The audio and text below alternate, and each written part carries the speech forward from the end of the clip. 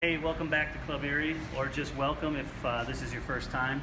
Just going to show you how to take a rotor off this Toyota Sienna. It's probably like a 2013 or something. It's just a typical rotor. They're all fairly the same in most of these vehicles, but here's a quick tip for you. Sometimes people want to change the rotor and they got to get a hammer to beat this thing off.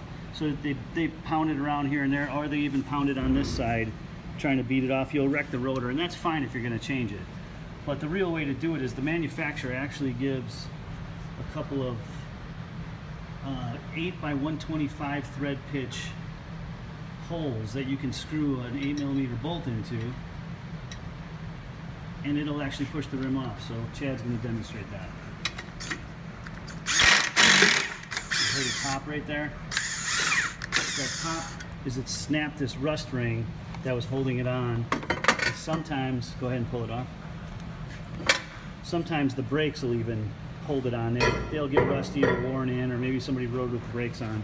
But that's a real quick, easy way to not destroy your rotor, especially if you need to reuse it. Thanks for watching. See you soon.